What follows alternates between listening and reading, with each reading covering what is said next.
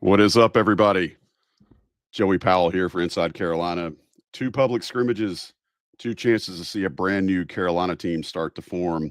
Some flashes, some questions, and now they get a flight to Provo to find a first real test. What have we learned so far? Who's standing out? And what still needs to click before the season tips off for real? Sean Moran, Sherrell McMillan, and I are joined by Justin Jackson to break it all down. This is the Coast to Coast on Inside Carolina.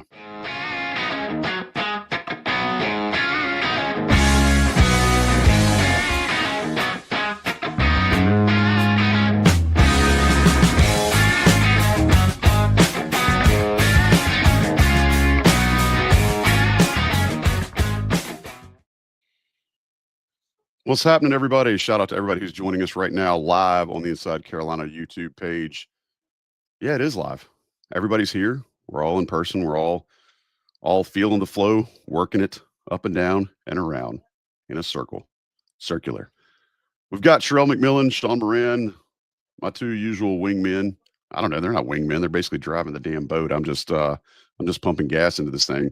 Justin Jackson joins us again. He's got a regular column that's dropping on Inside Carolina now, so you can get a good look at that every week. He's giving you some insight from his perspective, but also some things he expects to see from this team. But we're appreciative of everybody who's here. If you're listening to us later on via podcast form or whatever place you get your podcast, make sure you rate and review us. We really appreciate that. If you don't like what you're hearing, hey, shoot me an email. I'd love to hear both positive and negative feedback. We'll try to get better about things that you think we could improve on.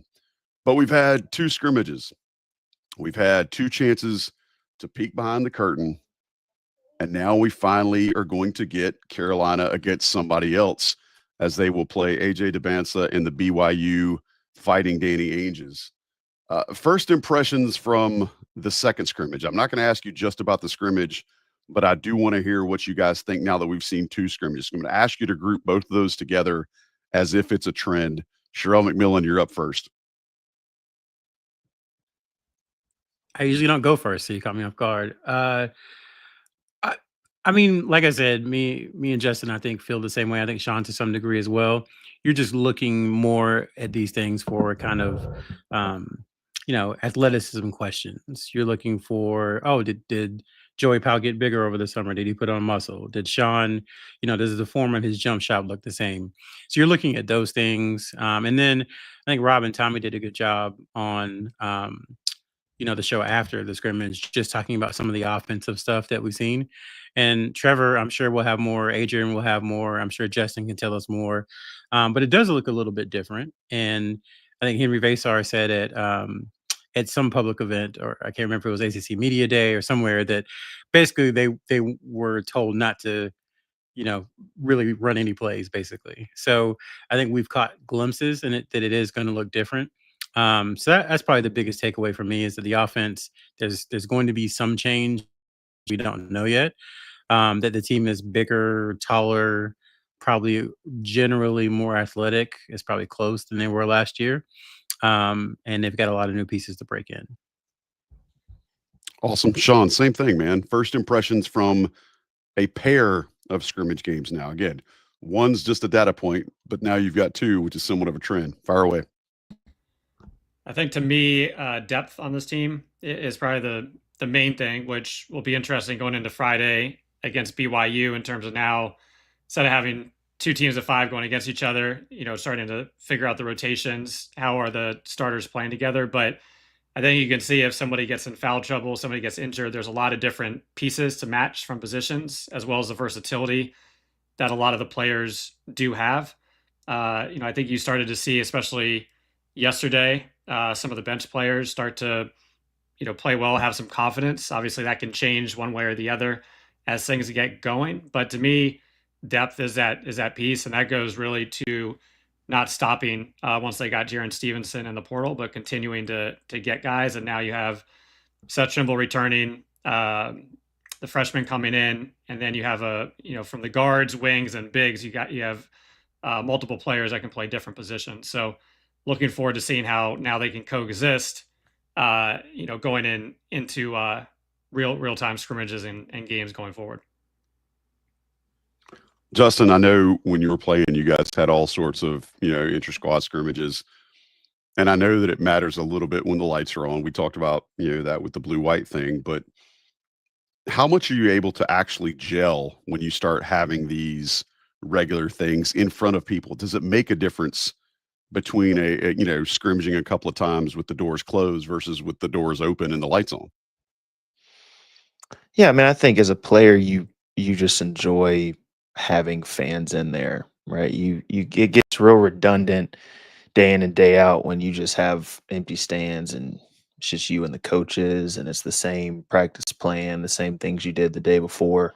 So I think anytime that you can have fans in there, I think it definitely ups the ante per se, when it comes to like guys really locking in to try to play. Do these, this is basically a glorified practice scrimmage. It's probably basically the same thing that they do in live play and practice, anyways. Um, but having that, I think, kind of to your um, your question and point, I think you do kind of see guys start to gel. I think, I take for example, kind of in the second half when I think it was the blue team. Um, they kind of went on a run there. Zayden he had a couple baskets. He cut behind the defense once. They hit him down low. You just kind of saw, even though it's a glorified scrimmage once again, you kind of saw guys get kind of a little more emotional, a little more hype than it would be maybe in practice, that you do on a daily basis. So I think that aspect, guys just kind of getting used to playing with each other, with fans, with the emotions, with the adrenaline really running as opposed to a practice, I think that's, one of the big things for it. So thinking about these two games, again, when you've got such a new roster, all of it matters. Anytime you can get reps together, anytime you can start to simulate what it'll be like, when the lights really do come on for real and the games matter, I think that helps to, not just solidify any sort of camaraderie. I think it also helps for guys to understand what their roles are and what their identities are. I want to ask you guys now. I want to specifically talk about the game in Cherokee.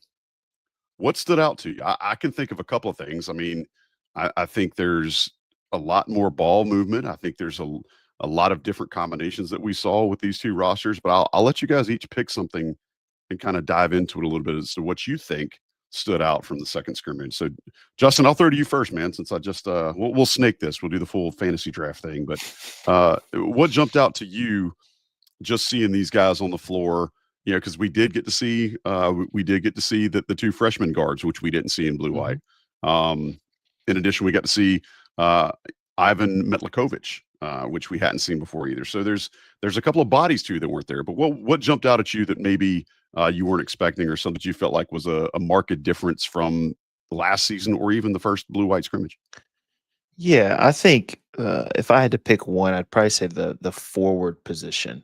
And I say forward position because nowadays, what really is a forward, what isn't a forward? But when you have obviously the big name that everybody loves seeing and loves talking about is Caleb Wilson. You've got Stevenson, you've got Zayden High, right? You've got those three guys that can, for me, Zayden High and Stevenson were probably the standouts, for me, just for a couple different reasons. Zayden High, he looked like he played his own pace. He looked comfortable, right? He looked like he had been there before, even though, we didn't really see him. We haven't seen him a ton since being in North Carolina. And then you had Stevenson, who was able to stretch the floor, knock down shots, and things like that. And then you have Caleb Wilson, who's the athletic freak, the freshman, the defensively will try to get after you and make the big plays and things like that.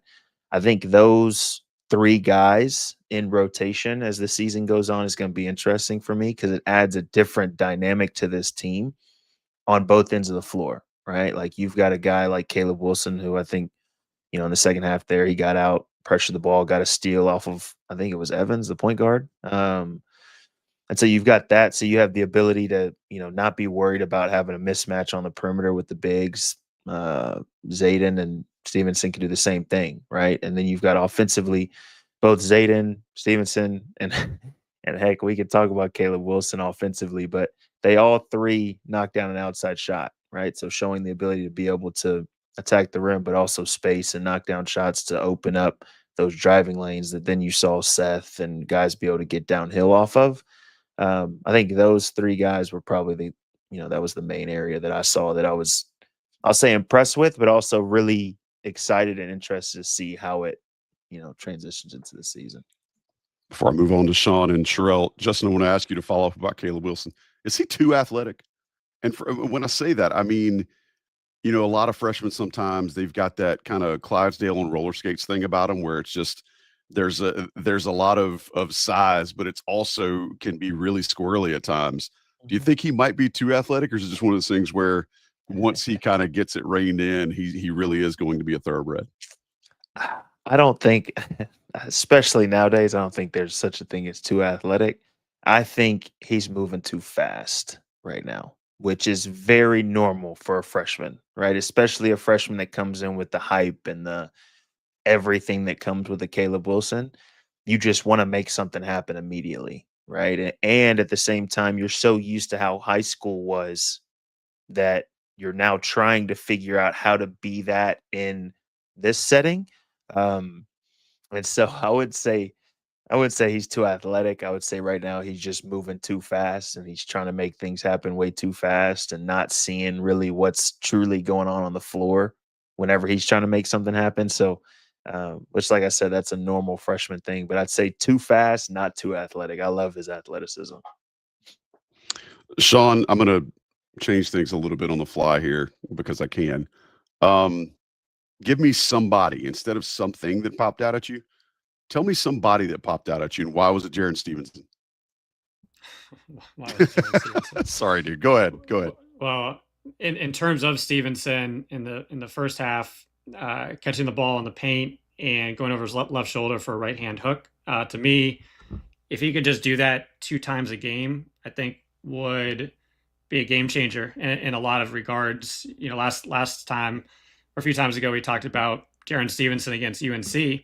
And for a lot of the game, they put RJ Davis on Jaron Stevenson, and he just floated around the perimeter. And he didn't, Alabama, nor did Stevenson try to make UNC pay for that height mismatch. And you could go watch a lot of the SEC games and similar stories. So something as simple as that, yeah, obviously the 3-point shooting and the defense, I think, were the things that stood out. We know from Alabama, 3-point shooting is what he has done.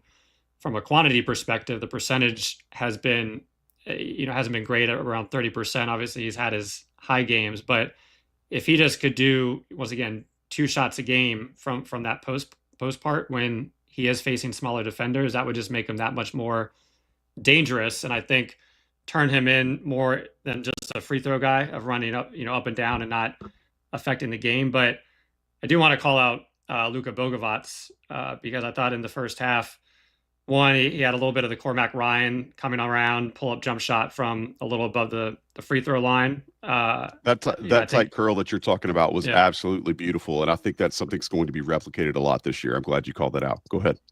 Yeah, I think him trying to finish in the paint will have its questions, but if he can do that consistently, because I think that is going to be open. That was an area that he was a strength of his last year overseas.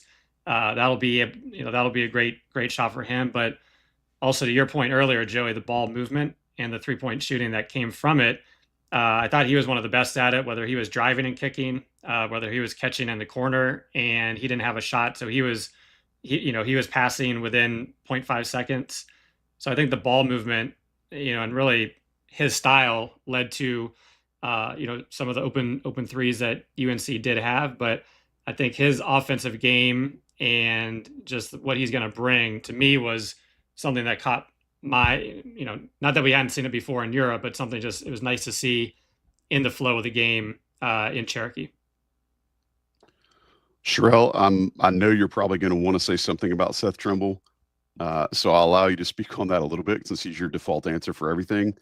But I saw a little bit of composure from him, but I also saw composure from him and the other guards. I wanted to see if that's something you saw as well, and if you think it's something that is replicable. Because I'm really close to naming Dixon Sade because he looks like a smooth operator out there. Everything is just really everything is really under control. And I wonder if that's just Seth rubbing off on guys, or do you think that might be a calling card for this backcourt?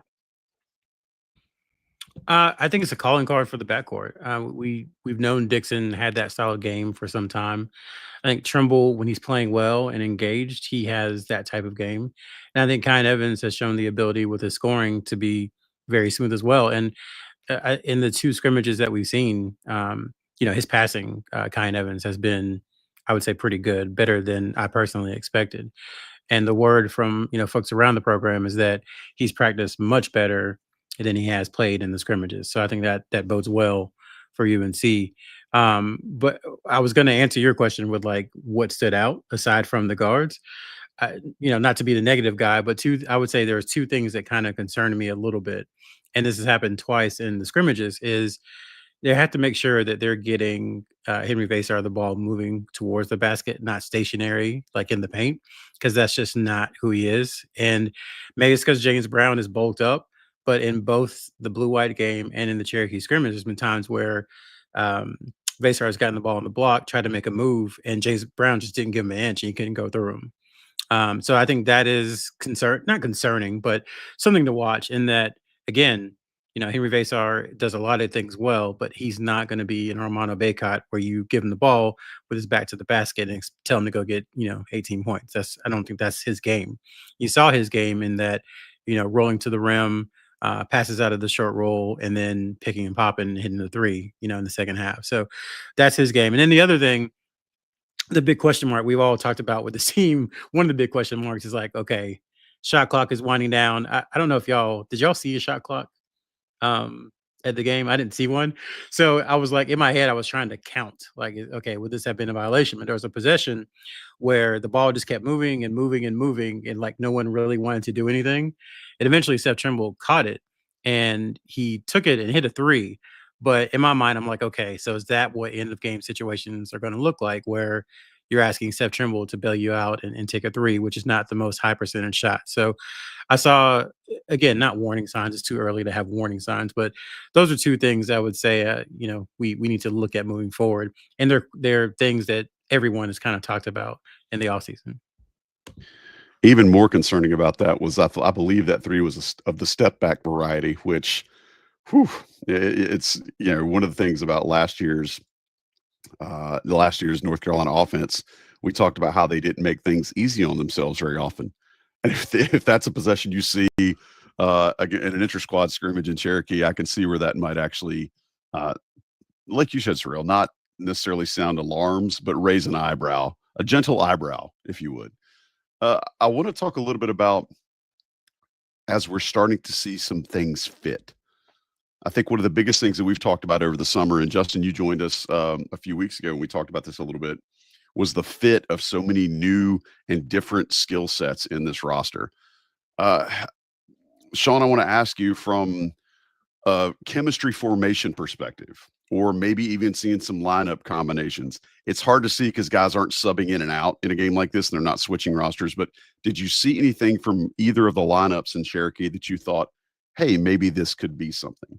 I heard someone say, I believe it was Jones Angel, say on the school's official podcast earlier this week, talking about the fact that North Carolina is probably going to use Jaron Stevenson at the three in some situations where it would be him and Caleb Wilson and Vasar on the floor at the same time. That's something we've hypothesized, but I bring that up as an example of a potential, personnel grouping that North Carolina can use for some very specific deployments and some very situational game scenarios. So all that to say, I'm kind of stepping on myself right now, excuse me, but Sean, tell me what you may have seen from that Cherokee game that showed you some lineup potential or some rotation potential. I think it's a tough question, which one we'll be able to see a lot more of in a few days. But I'll go back probably on the point I was just talking about around Bogovac and the ball movement. Kyan Evans on his team, primary ball handler, thought he was pretty quiet early on, and all of a sudden, it was Bogovac passing to him for an open three. And so I think he's coming from a system where he was the primary ball handler at Colorado State, but he was giving the ball up within 2 seconds of crossing half court. And then within 3 to 4 or 5 passes, he was getting the ball back in a scoring position a lot of times. And I know UNC in the past, they haven't run offense like that or even ball movement outside of maybe two years ago. So the Bogovots, obviously, you're going to add Seth Trimble in there to that Kyan Evans, Trimble, Bogovots, perhaps 1, 2, 3. But just the how Bogovots and Evans were able to play off of each other.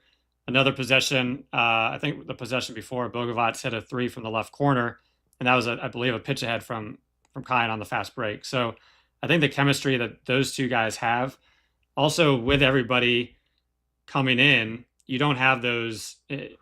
Obviously, you have Seth, but you don't really have the set offensive or defensive roles that you did last year with RJ being the primary scorer. A lot of guys coming back and having their role set or what they expected their role to be. So I think with that openness, you do have the ability to fit everybody together. And now it's just going to be trying to figure out the hot hand or the right lineups because there is that depth. So it's a positive, but can also be a negative when you're not getting those right lineups or the crisp play that you're hoping for.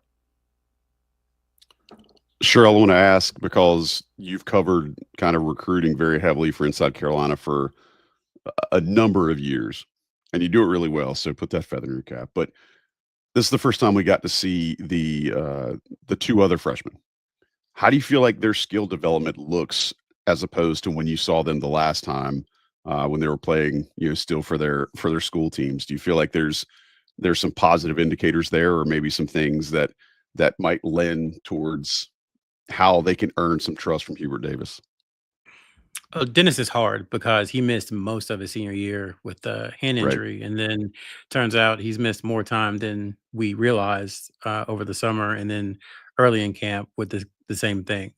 So it's just really hard to tell with him because he hasn't honestly played much in the last 8 or 9 months, considering those two injuries.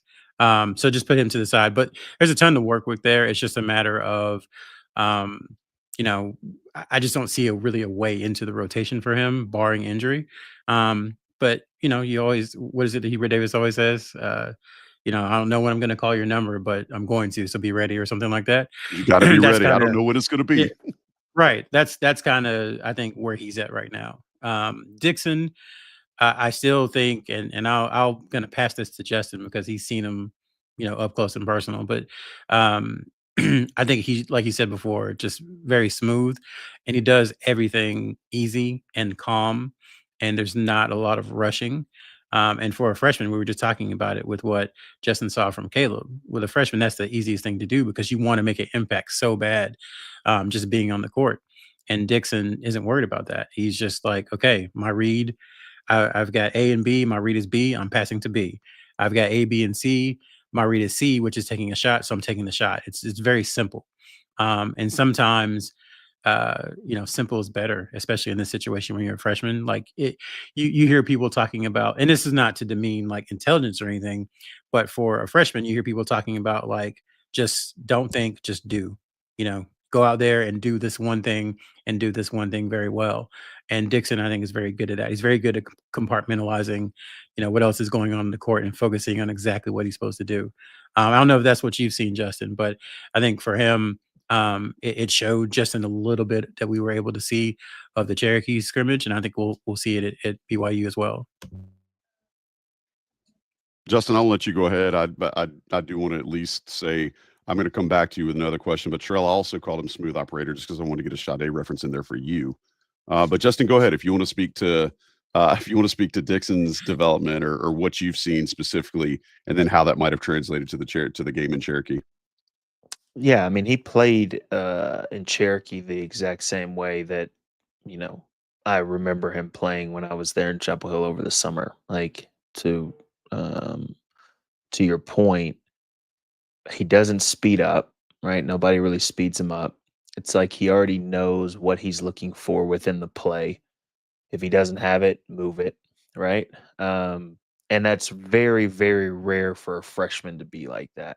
I think that's like a very not talked about skill for a freshman coming in. I think, a lot of times when you talk about freshmen, you talk about, Caleb's athleticism. You talk about, heck, we're going to talk about him, but you talk about AJ's, next level superstardom, right? But you never talk about a freshman who maybe isn't one of those top 25 guys who comes in, is maybe behind a Kyan Evans to start off, but still isn't trying to do too much when he gets his opportunities, right? And so I love his game. I think he's going to end up being, I think that's going to be, kind of the talk as the season goes on, is how do they continue to do the rotations and make sure that both of them are playing, both of them are in the same or in the correct type of situations.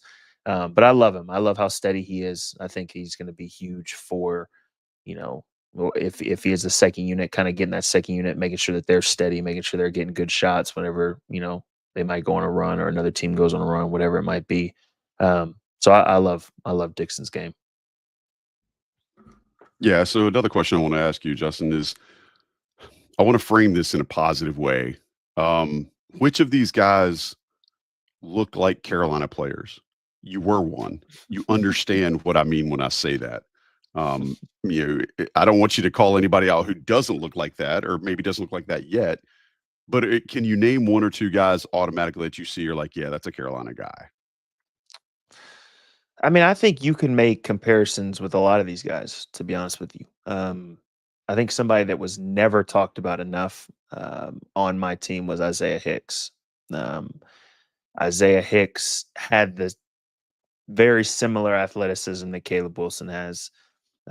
He had, kind of the same ability to get downhill, right? Like he had defensively, he was able to, guard on the perimeter when he needed to, shot block, things like that. So when I see Caleb Wilson, if I had to compare him to somebody on my team, right, which obviously was a Carolina player and was there for 4 years, I guess, Isaiah Hicks is real similar to me, to Caleb Wilson. Now, obviously, like I had talked about before, Caleb Wilson still has just the maturity of being a freshman coming in, figuring out the college game. I think a lot of times when I had mentioned earlier of him playing too fast, like the first half of that scrimmage, you saw multiple times him try to just attack from the top of the key with no idea where the help defender is, right? Like the spacing was very, very rarely was the spacing right for him to be able to attack just off rip with one pass and just go. So the difference between Isaiah and him is Isaiah obviously was older. He was an upperclassman by the time I got to school and was really playing with him. Caleb Wilson is trying to figure all that out. But then you just kind of piece everybody else in, right? Like you've got, heck, no, he didn't do a ton, but you've got Powell who can stretch the floor and shoot threes, right? You've got a Jaron Stevenson who can play multiple positions, right? Like obviously not comparing skill set, but you had a Theo that was there whenever I was there that could play multiple positions. I mean, heck, he ended up playing some 4 and 5 by his senior year, right? Like, so there's a bunch of different connections. I think this point guard group looks a lot more similar to the point guard group that I had when I was at school when it comes to JB, Marcus, and then like a Nate Britt. More of less of like a pick and roll type point guard and more of get the ball moving. Now you're playing off of either a shot or you're playing off of a closeout. So I think there's a few. I mean, it's hard to really compare because the system that's being ran is a little bit different than what we ran. But I think you can find some guys that look like Carolina basketball players for sure, easily. Sean, I saw a lot more side screen action, I think, just in this little scrimmage that I've seen from North Carolina in a long time. How do you feel about that being a potential wrinkle for North Carolina to help kind of get some offense started a little bit and use some of these athletic, big guys that they have? I feel like you got my notes in front of you. I just jotted a few down before the call, and you've been hitting on all of them, but definitely on that left side, got to see that a lot. And I think, them doing it creates different opportunities offensively for the two that they're putting on the ball, as well as gives the defense a different look. So I did notice a lot more of that compared to the traditional pick and roll at the top of the key, where kind of all the defenders have their eyes on those two. So to me, especially on Friday, seeing who they're putting in there between Evans and Vasar, Bogovats and Vasar, how's Wilson being utilized? But I think it puts more pressure on the defense. I know that's something that we always talk about, of being aggressive, giving different looks, but forcing the defense to make mistakes versus being a little more stationary. So definitely something that I noticed as well, and had on my notes to talk about. Although, one of the pick and rolls, kind of the traditional pick and rolls, Vasar caught it, in that mid post, and you had the whole defense either collapsing or looking at him, and it allowed for an easy kick out. So I think even those traditional ones, the power that Vasar is going to bring to this team. Last year you had a lot of teams completely disrespecting UNC's bigs, especially early on in the season, making it very hard for the guards. So now you have a guy that is going to command that attention, not just in terms of being a lob threat, being able to make a decision, but what's he going to do from 12 to 15 feet. So between the traditional pick and rolls and the side ball action, I think it's helpful for UNC just to continue putting pressure on the defense and probe for how are they going to make a mistake, and when they do, how do you hit it right there. Joey, Sherrell, one thing I was going to add too, with Vasar, I think Riley mentioned it in the Bigs preview show. Like Vasar is a really good passer. He had a pretty good assist rate at Arizona. And so if you're going to run that type of action, which UNC couldn't do in previous years, having someone, with his touch and his ability, at the top of the key, kind of, I don't know, well, I'm not going to say playing point guard, but kind of surveying the landscape of the court and making the right decision and figuring out where the ball to go. That's another person to distribute. And I think we saw during the game, there was a lot of like, get the ball across half court and pass it by the lead guards. And that, like Justin said, is a lot different. But it hopefully will pay to the strength of people like Evans and then like Vasar, because if you've got all this interconnectivity and you've got all these guys who can pass and all these guys who can shoot, it makes it very tough for defenders. I think last year with UNC, it was like when a certain person had the ball, you knew exactly what you had to do or exactly what you had to stop, because that person wasn't versatile enough to do multiple things. And I think their hope is that this year that's going to be different. Well, so stay here, Sherrell, and this is why we're such a damn good team, guys. This is why we're your favorite podcast. Sherrell, I wanted to kind of come, especially after Justin made the comment about Isaiah Hicks earlier. He played on some teams that had some really good big-to-big passing. What I've seen early on is North Carolina has some really good big-to-big passing that I think could be something that really, to your question from earlier about how do they get that last shot, I think that might be a weapon they're able to employ in some ways that is going to make, again, echoing what you were saying a second ago in a different way, it's going to make teams have to really defend them or figure out ways to defend them, because it's impossible to guard a 6'10" guy thrown to a 7-foot guy unless you have multiple bodies of that same size. And North Carolina has already shown their willingness to do that. But more importantly, that their bigs have those skills. Help our listeners understand how that might be able to overcompensate for some deficiencies where, getting a shot may not always be as easy as it has been in the past. But when you've got two bigs like that are able to move the ball around efficiently and effectively, how that might be able to be a strength. Well, because I'm a great teammate, I'm going to just pass this over to Justin, considering he played for Roy Williams, who always had two bigs, and he played with two really good bigs. So I'm just going to pass this on to Justin and let him answer this one. I appreciate that, man. You're a real selfless Carolina person, man. I think everything goes not the point to the passer. I think everything goes back to shooting.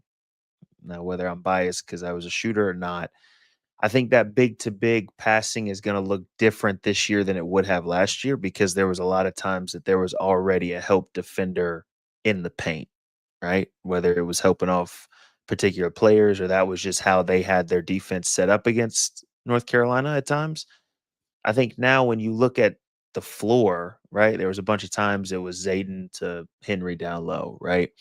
Everybody else around him, you had Kyan Evans, you had Stevenson, you had Like, I don't even know who the other, player majority of the time, but majority of the time it was you couldn't have a help defender in the paint because it was an easy kick for a three, right? So I think when you have shooting around, whether it's the bigs or the point guards now, or the slashers like Seth, it opens everything up. And last year, it felt like I was talking, every single time I got on here and was talking about, the offense and things like that.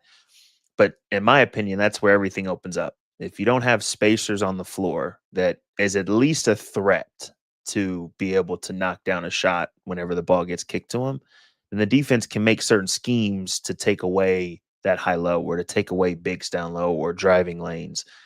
With this team, I don't really see, now obviously only time will tell, right? They're playing against each other and they know each other's skill sets and things like that. So it's going to look different than against maybe on Friday against BYU. But when you have a full five that can shoot it, everything else opens up. And so to your point, on the teams that I played against, heck, we played a lot more, two bigs in and three guards out. But even then, majority of the time it was Joel, me, Marcus on the perimeter, right? Like, who are you going to help off of when you've got those guys out there? If not, you had Kenny, you had Nate, who was still a good 3-point shooter. You had guys on the perimeter that could still shoot it. And you can't help off of those guys. So I think that's what I'm most excited about this team is, if they're able to shoot the way that I think they will be able to, I think the offense is going to be so much cleaner than it looked at times last year. I've got a question comment. I think when UNC first started forming the team, right, you had Trimble coming back, known as really a non-shooter, and the top incoming freshman, Kalen Wilson, not known for his shooting. And I think they did a great job putting a lot of people around that have those strengths.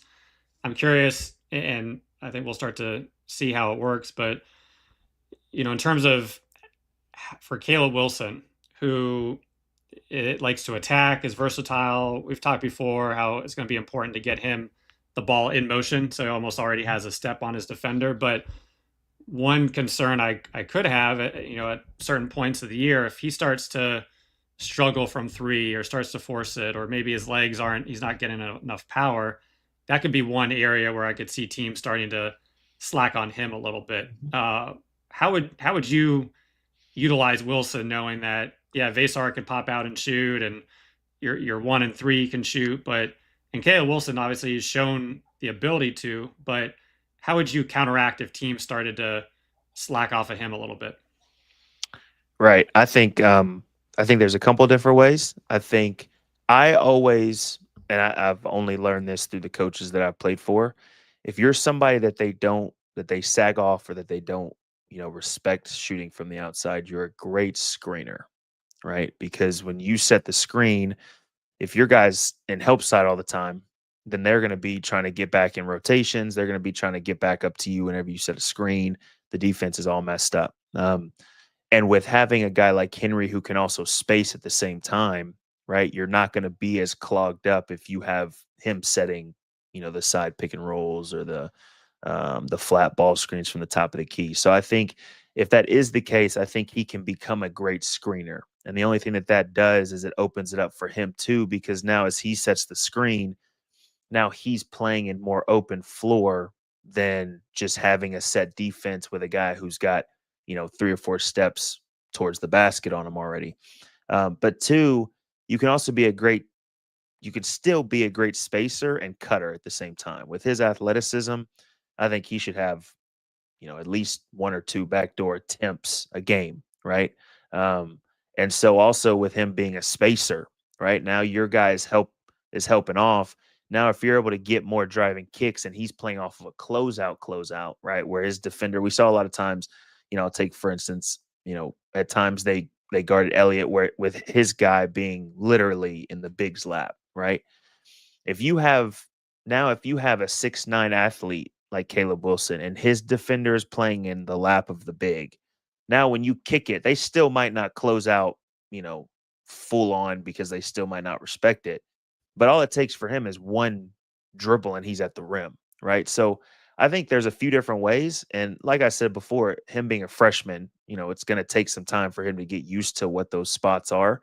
But once again, having the shooting and the ability for everybody else around him to be able to space is just going to open it up more.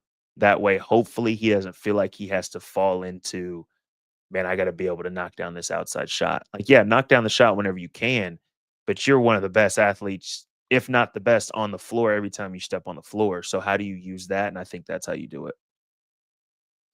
Appreciate that. See, I love this. Everybody's being a functional player. Not everybody's being backed into one position. You guys are actually showing different skill sets and asking each other questions. I like it. When you're talking about kind of how players can go from good to great, I think everybody listening can go from good to great with their wardrobe if they go to Johnny T-shirt. That's what I think. That's what I believe at my core. I don't know when they're going to need to go to Johnny T-shirt, but whenever we call on them, they need to be ready to go to Johnny T-shirt. Am I right, Sherrell? Like just, I don't know where the time's coming, but they need to be ready. JohnnyT-shirt.com. They've been longtime supporters of this here show and Inside Carolina content. We're grateful for that. And we want you guys to show him how grateful we are by simply shopping there. You've got real live basketball games coming up soon, y'all. Get your new gear. Premium By C subscribers know you get that extra 10% off the top of their already amazing prices and great selection by using the code that's found on the premium message boards. So go ahead and do that. Check it out. Use the code. Get stuff. Everybody wins. We're grateful for Johnny T-shirt. If you're watching this right now on YouTube, nothing's going to change for you. But if you're listening to us, just hang tight. National ads will drop in here for a second. And we'll be right back with more Inside Carolina's Coast to Coast. All right. I'm Joey Powell for Inside Carolina Coast to Coast podcast. Sherrell McMillan there. Sean Moran there. Justin Jackson here as well. We appreciate the guys making time for us on a Sunday evening as we do this for you live. And I appreciate all the folks that are watching us over there in the side here on our chat on the IC YouTube channel. Guys, let's go ahead and look forward towards the exhibition against BYU. Obviously, the big flashing bright lights and the amazing hood ornaments are AJ Dybantsa and Caleb Wilson. But I think there's a lot more to this just from a couple of angles. The first that jump out at me is North Carolina kind of erasing perception on a national stage against a team that's probably going to be pretty good this year. At least they have a very expensive roster. I want to think about ways that North Carolina can show themselves to be continuing to improve. So I'm going to let you guys talk about that a little bit. I'm going to ask you first, Sherrell, what is the main thing that matters in a true road exhibition, right? Is it travel? Is it, is it the altitude in Provo? Is it the crowd? Is it adversity? What is it that's going to be the most important for this caveat fake game, but game nonetheless against different people? I would say, just kind of piggybacking off of Justin's answer, you get tired of playing each other. You get tired of seeing the same people, who know your tendencies, who you scrimmaged against for almost a month now. So it's just being somewhere else and playing in front of different people and playing against different people, I think, are the biggest things. I don't mean to sound nihilistic or anything, but like, the result of this game does not matter. And I know that's going to be hard for people to understand because North Carolina had a rough year and everybody wants it to turn around. They want things to last. I think a lot of people like Hubert Davis. They want him to be around. But the entirety of the North Carolina program does not hinge on what happens on Friday night or in one game at all. And so I want to get ahead of that because, like, it's important, sure, because it's a game that they're playing, that they're going to try hard. It's not going to matter. It's not going to. Don't do this to yourself. Don't do this to yourself. No, I mean, and if people want to take it as more than it is, that's fine. I just think we have to understand, just like the Memphis game didn't matter last year, even though UNC won. No matter what happens at BYU on Friday, it doesn't matter. It doesn't go in the scorebook. Nothing is going to be gained from an exhibition in October. That's my belief. Maybe I'm wrong, but I don't think there's really anything other than the experience of traveling on the road and going to a different place and playing against a different team. I think that's it. Sean, I think you and Sherrell agree too much, so I'm not going to have you try to counterpoint him on that. But I will ask you, if you're one of North Carolina's coaches, what do you want to learn from this scrimmage against, or this? I'm sorry, not scrimmage, exhibition, not the same according to the schedule. What do you hope that the team can show against BYU in this upcoming exhibition, Sean? I think from a coaching staff perspective, offensively, and I know they've been working on it, but now you get to see, who's the first man off the bench. What's the flow? How are you using certain lineups? So you get to start to test that out in real time, both from the guard spot, the forward spot. Who's playing well in the first half? Is that going to determine what's going on in the second half? And then also defensively, I know we always spend so much time talking offensively, but you have a great opportunity of, AJ Dybantsa, potential number 1 or number 2 pick next year, playing the 4 spot.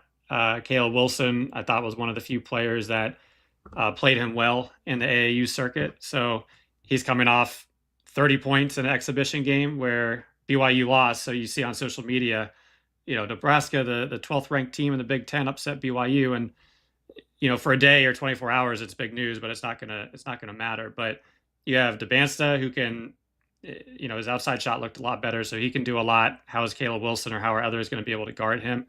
And then Richie Saunders, who is a physical veteran wing as well. So you've got some wings with size. So you want to see, hey, how are people guarding them? How are people forming up against them? And then, I know their guard from Baylor, Robert Wright, went out, so I'm not sure if he's playing or not, but he has some speed and quickness. So you just get to start to see them go against, a top 10 team talent-wise with different types of speed and athleticism, and see how everything is going. And yeah, I agree with Sherrell. At the end of the day, if they win by 20, lose by 20, it doesn't count as a quad 1 win, or it doesn't count as a loss, and you don't want to show too much. But I do want to see a competitive effort, and I think that everything they've been working on, I think you can start to see some of the trends and how they will perform once lights go on in November, because that Kansas game isn't too far away. So they're not going to be showing everything, but from offensive flow and defensive matchups, I think those are some things you can start to take away. Sherrell, I've had a couple of questions from folks in the chat about Luka's eligibility. If you wouldn't mind, just give a quick update on that. And then also specifically, I'm assuming he's allowed to play against BYU because it's just an exhibition, correct? I wouldn't make that assumption. I don't have the exact answer. I think that's TBD for Friday. So we'll see. And as far as the eligibility is concerned, we posted an update about 12 days ago. The expectation from pretty much everyone is that he was going to / will be cleared. It just hasn't happened. And I think it goes back to what we talked about when he committed in June, that a lot of times the NCAA takes these things either right up to the beginning of the season or sometimes even into the season. So obviously that would change things pretty dramatically for UNC, were he not to be be eligible at the beginning of the season. So it's just something that everybody has to monitor and see what happens. But I think the hope is from everyone that this gets cleared up fairly quickly. Justin, help me understand how a team like North Carolina, with so many new bodies, moving parts, new style, how can they balance competition against a team like BYU on Friday and confidence building? Yeah, I think every game you step on the floor, you should be trying to win, right? Every single one. So it should be, we're going in here to beat, heck, if you want to use the number 8 team, if you want to use that and say we're going in here to beat the number 8 team in the country, right? To both of y'all's points, whether they win or lose this game means absolutely nothing, right? Whether Caleb Wilson wins his matchup against AJ or doesn't means absolutely nothing, right?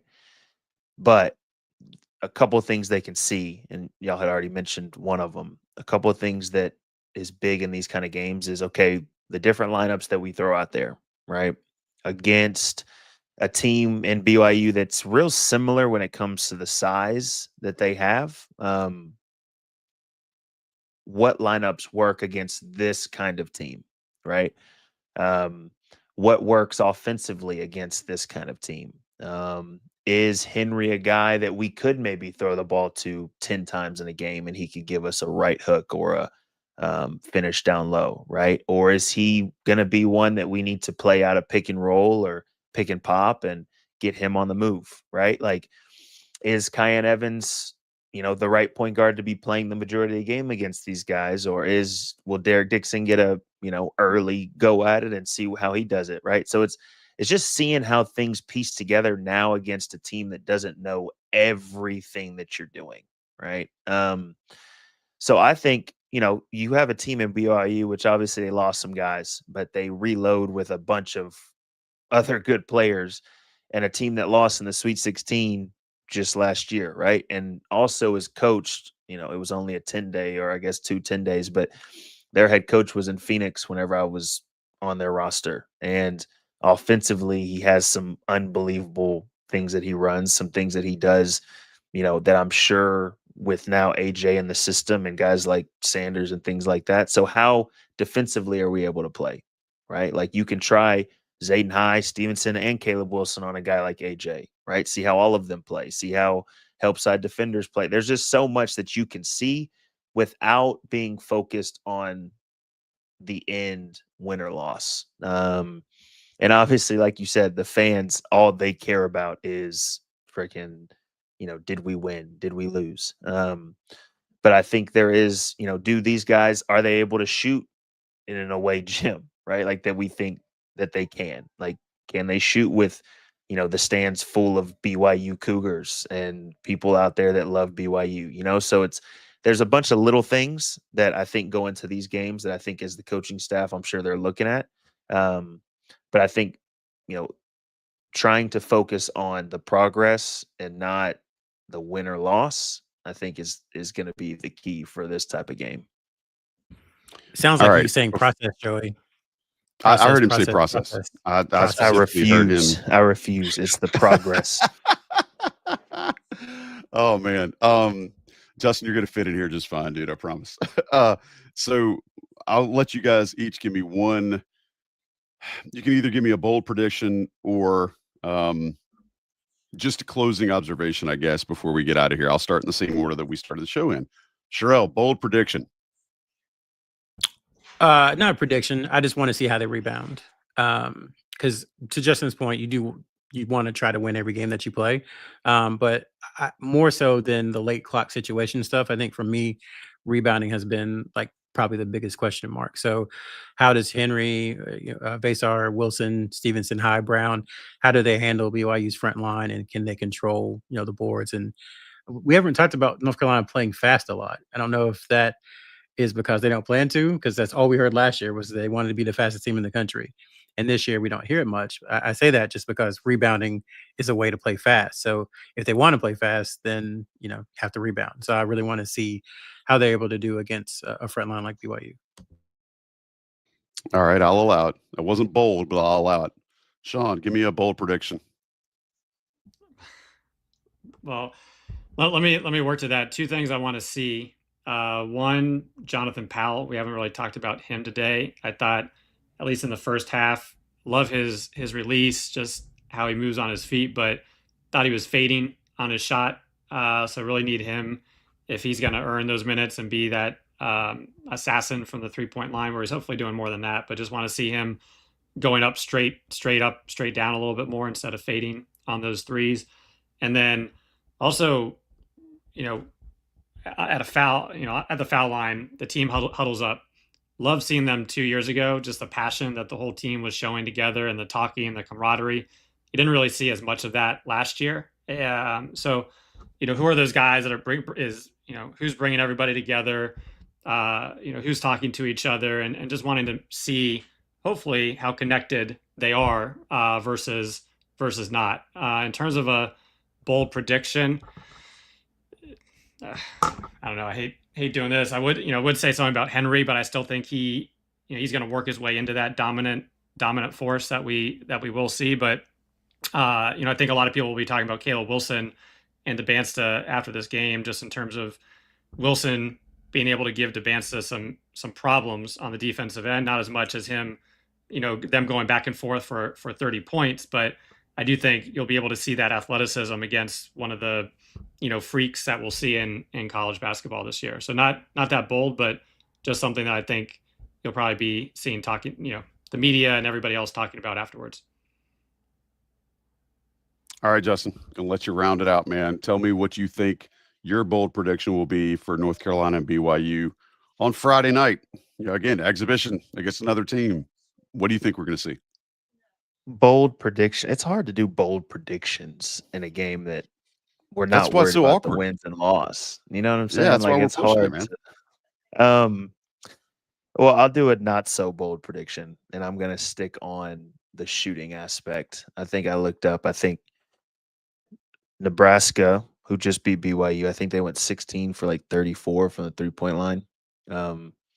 So how does UNC shoot the ball against obviously a BYU team who defensively had hard time defending the 3-point line?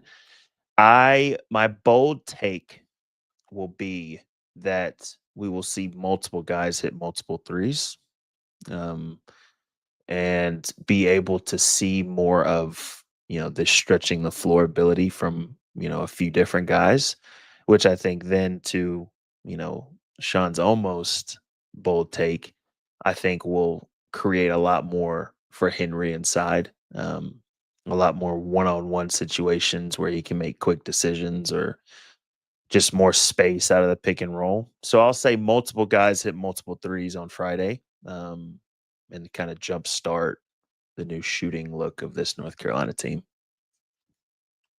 And see, I think the beautiful thing, this might warm the cockles of Sherrell's Sherrell's tiny, small, barely beating heart, is that if we can watch this game on Friday with no consequence.